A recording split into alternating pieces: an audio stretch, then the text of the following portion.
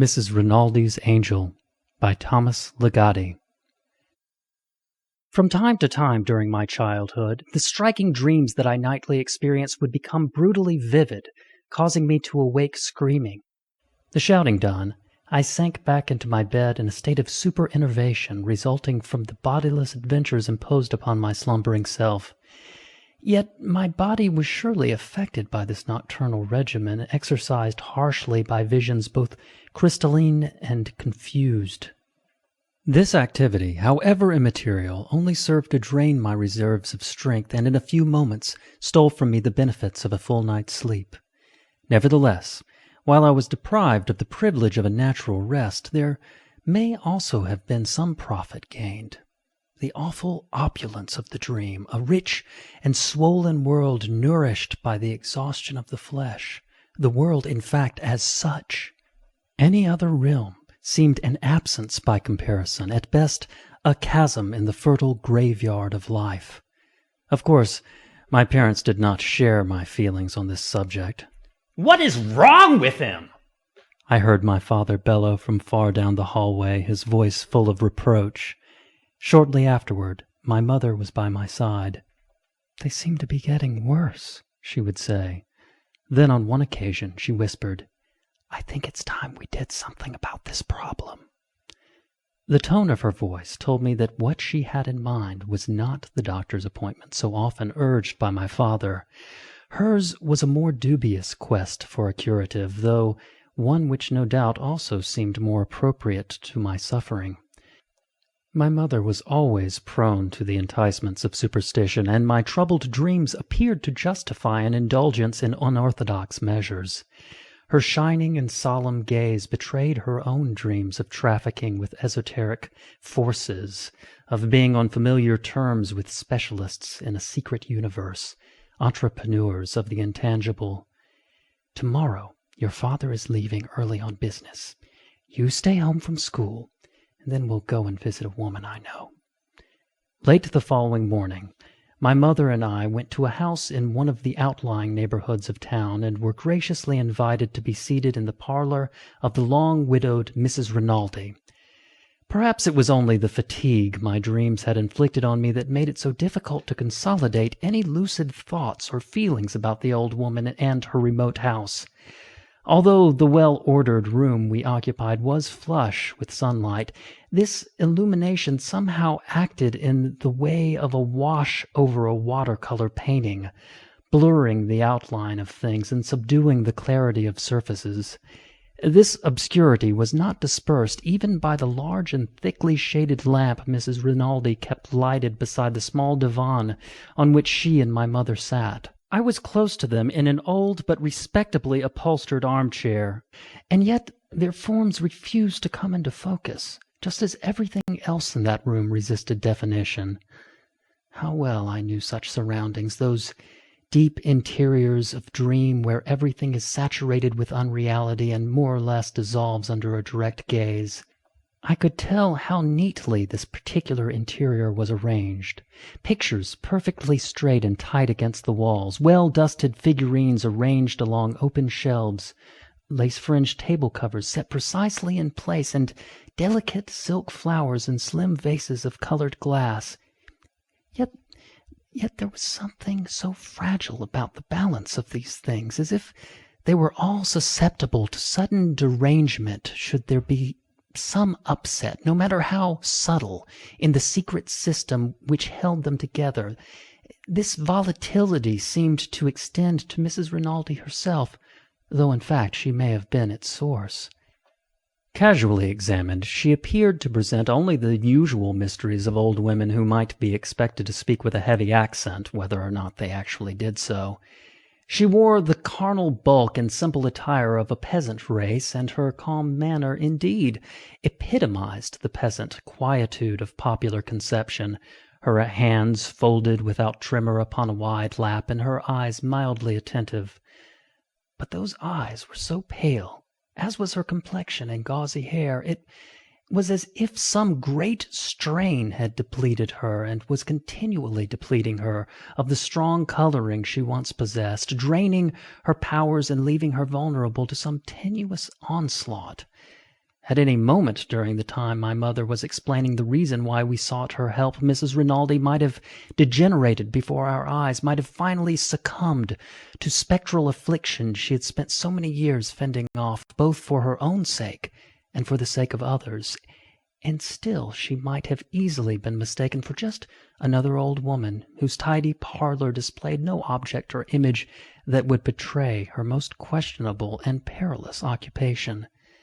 "Mrs.," she said to my mother, though her eyes were on me, "I would like to take your son into another room in the house. There, I believe I may begin to help him." My mother assented, and Mrs. Rinaldi escorted me down a hallway to a room at the back of the house. The room reminded me of a little shop of some kind, one that kept its merchandise hidden in dark cabinets along the walls, in great chests upon the floor, boxes and cases of every sort piled here and there. Nothing except these receptacles, this array of multiform exteriors, was exposed to view. The only window was tightly shuttered, and a bare light bulb hanging overhead served as the only illumination. There was nowhere to sit, only empty floor space. Mrs. Rinaldi took my hand and stood me at the center of the room. After gazing rather sternly down at me for some moments, she proceeded to pace slowly around me. "Do you know what dreams are?" she asked quietly, and then immediately began to answer her own question. "They are parasites, maggots of the mind and soul, feeding on the mind and soul as ordinary maggots feed on the body.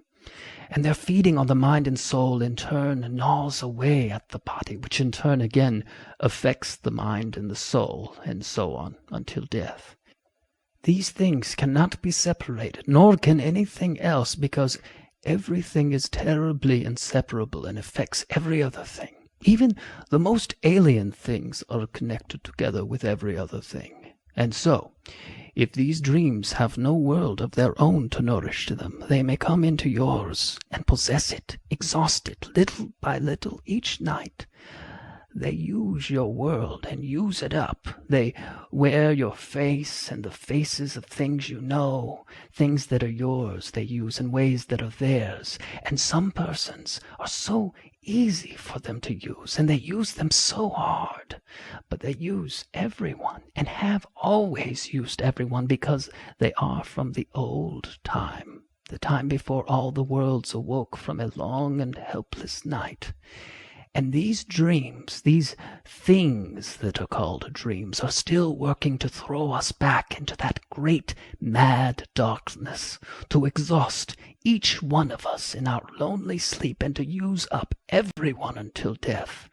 Little by little, night after night, they take us away from ourselves and from the truth of things. I myself know very well what it can be like, and what the dreams can do to us.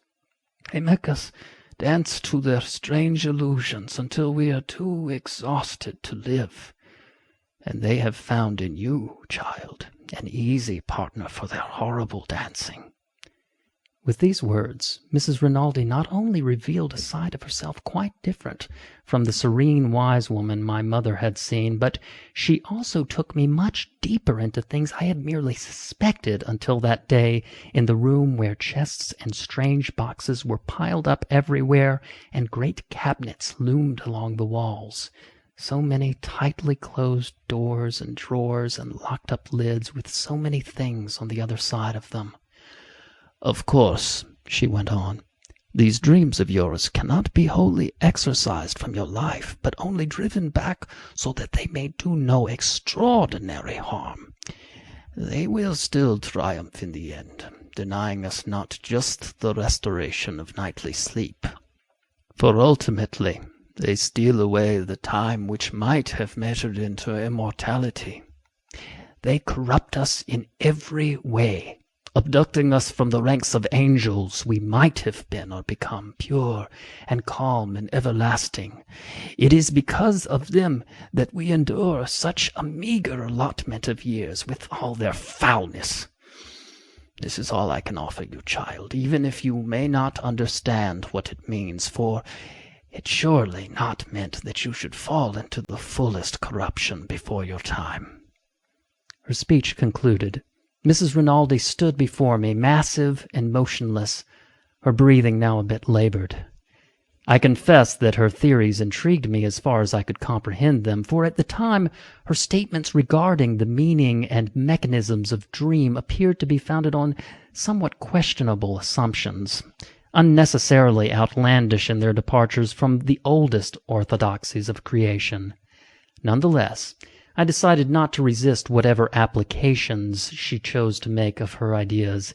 On her side, she was scrutinizing my small form with some intensity, engaged in what seemed a psychic sizing up of my presence, as if she was seriously unsure whether or not it was safe to move on to the next step with me.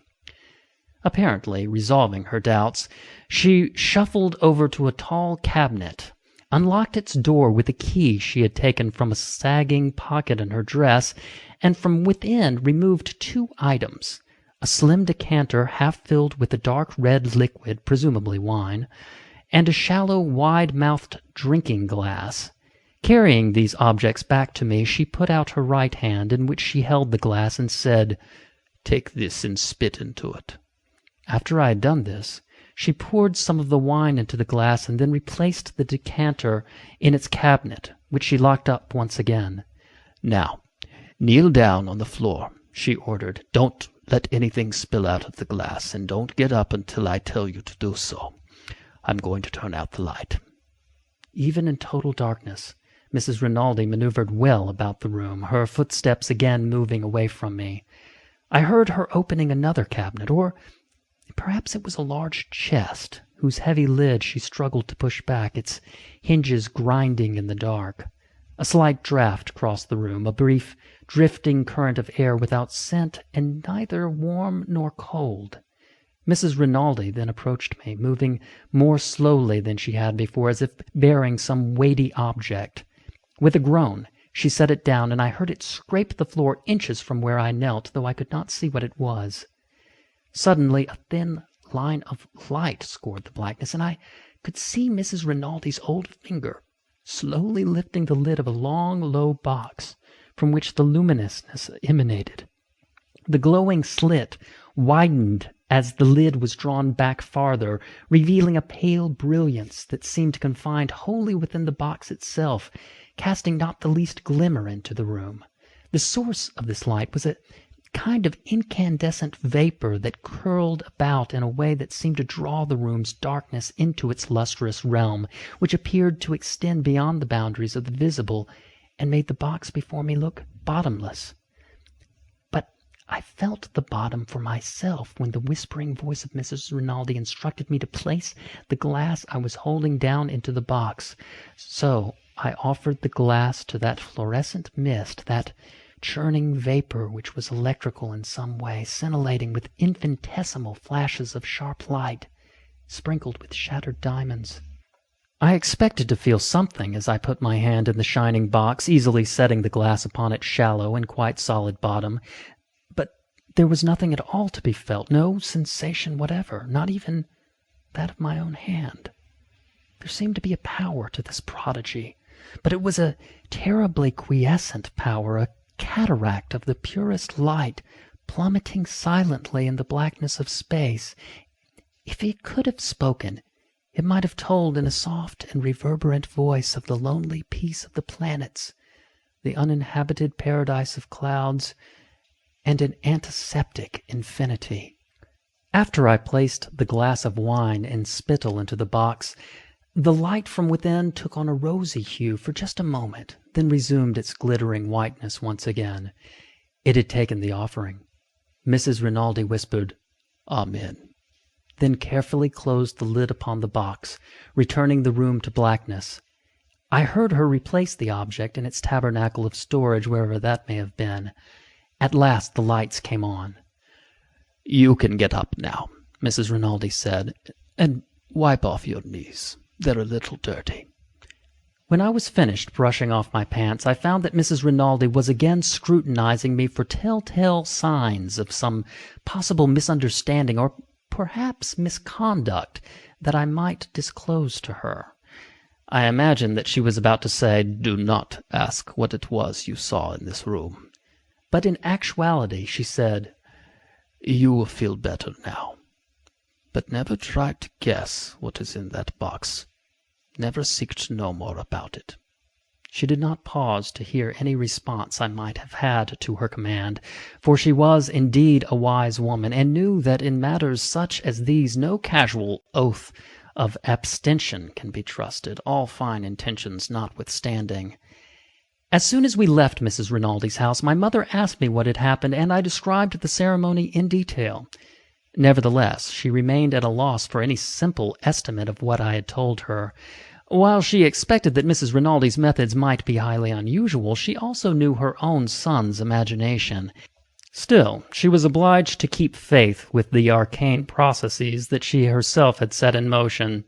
So after I recounted the incidents that took place in that room, my mother only nodded silently, perhaps bewilderedly. I should document that for a certain period of time my mother's faith in Mrs. Rinaldi did not appear to have been misplaced. The very day of our visit to the old woman was for me the beginning of a unique phase of experience. Even my father noted the change in my nighttime habits, as well as a newfound characterology I exhibited throughout the day. "The boy does seem quieter now," he commented to my mother. Indeed, I could feel myself approaching a serenity almost shameful in its expansiveness, one that submerged me in a placid routine of the most violent contrast to my former life. I slept straight through each night and barely ruffled my bed covers.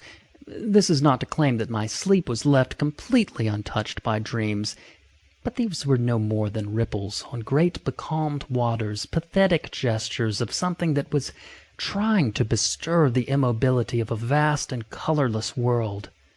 A few figures might appear, tremulous as smoke, but they were the merest invalids of hallucination, lacking the strength to speak or raise a hand against my terrible peace.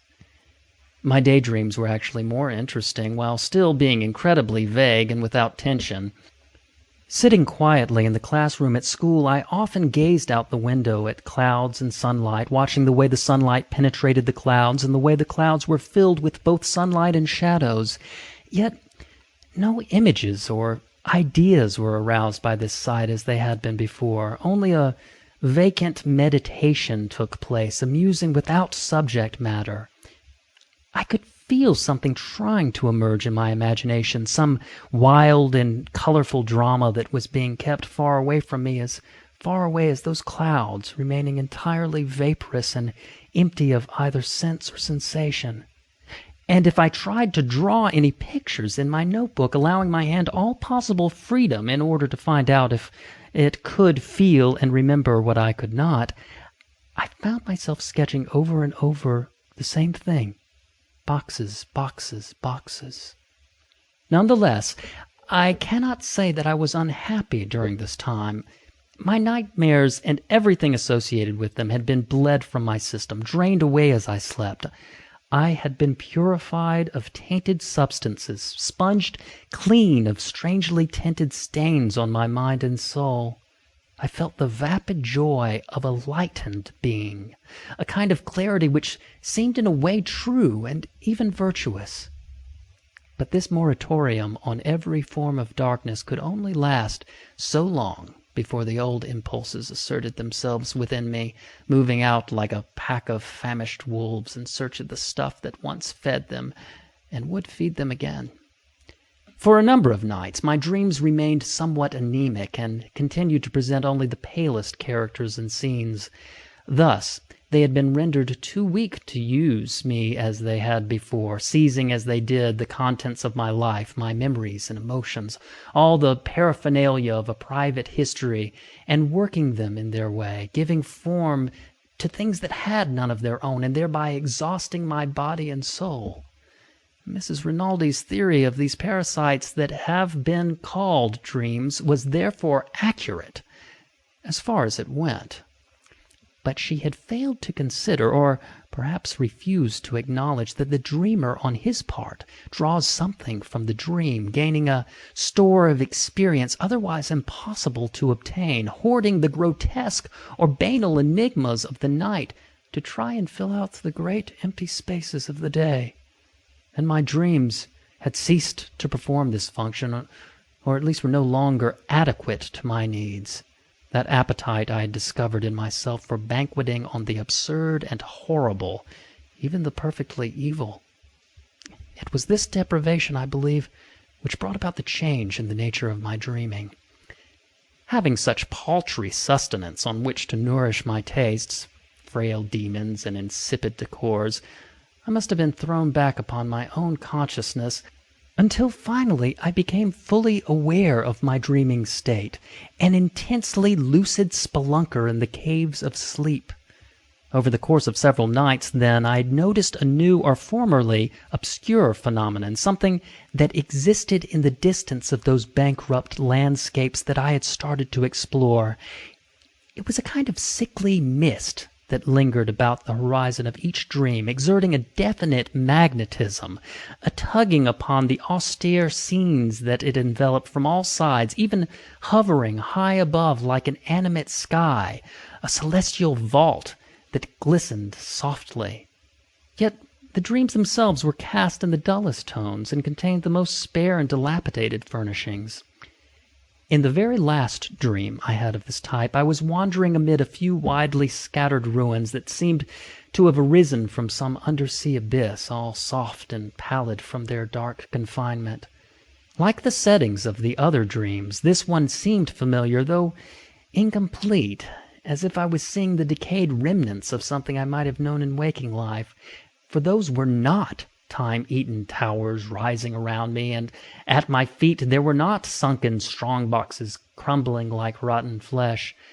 Instead, these objects were the cabinets and cases I remembered from that room in Mrs. Rinaldi's house, except now this memory was degenerating, being dragged away little by little, digested by that mist which surrounded everything and nibbled at it. And the more closely I approached this mist, the more decomposed the scenery of the dream became, until it was consumed altogether and I could see nothing but that sparkling, swirling vapor. It was only when I had entered this foggy void that the true sense of dream, the inherent dread of my visions, was restored to me. Here was a sort of reservoir into which the depths of my dreams were being directed, leaving only a shallow spillover that barely trickled through my nights.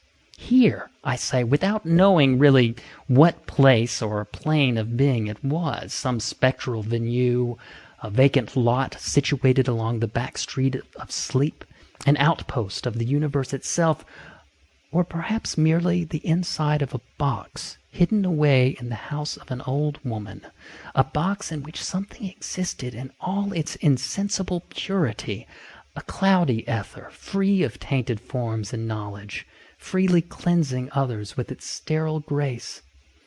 In any event, I sensed that the usual boundaries of my world of sleep had extended into another realm, and it was here I found that the lost dreams were fully alive in their essence.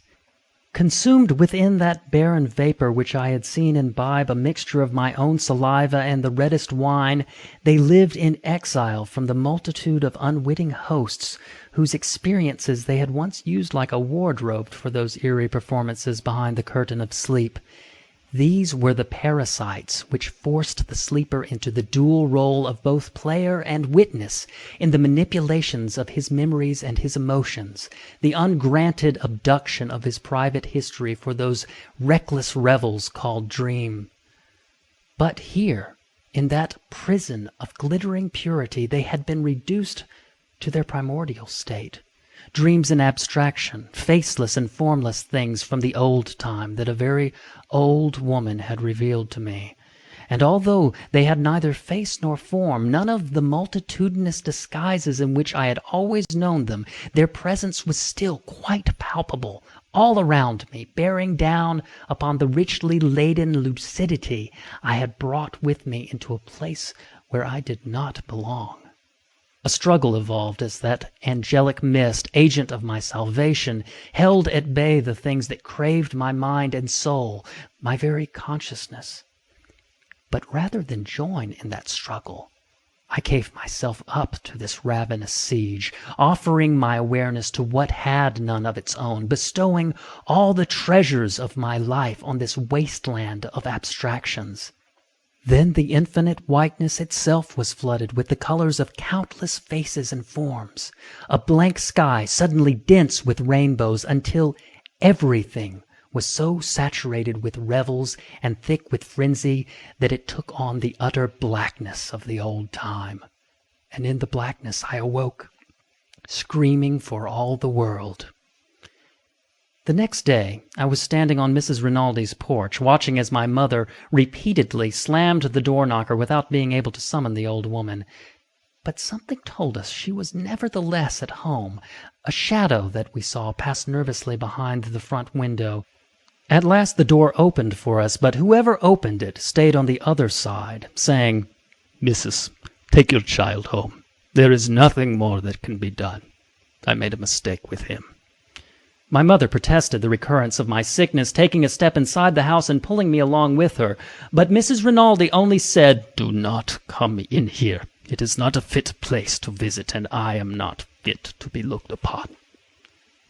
From what I could observe of the parlor, it did seem that an essential change had occurred, as if the room's fragile balance had failed, and the ever-threatening derangement of its order had finally been consummated. Everything in this interior seemed askew, distorted by some process of decay and twisted out of natural proportion.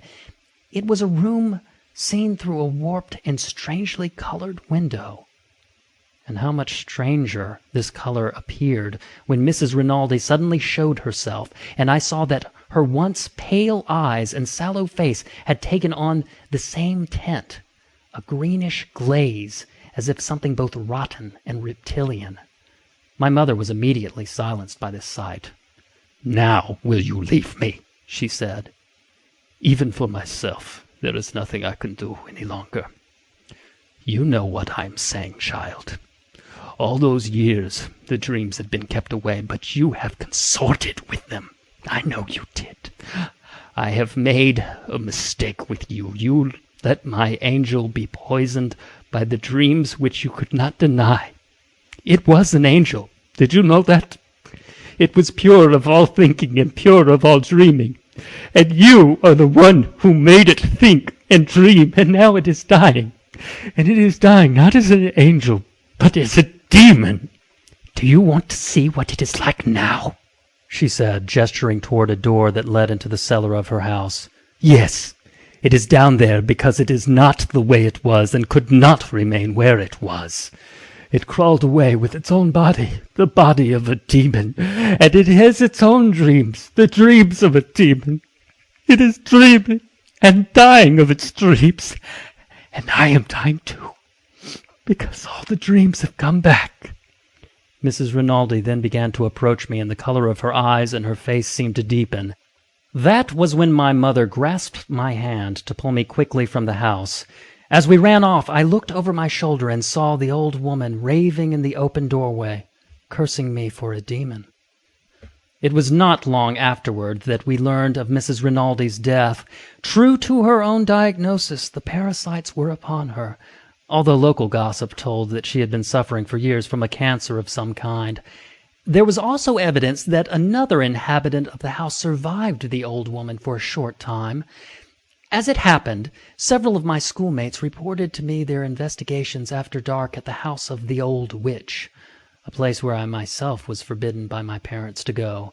So I cannot claim that I observed with my own eyes what crept along the floor of that moonlit house, "like a pile of filthy rags," said one boy.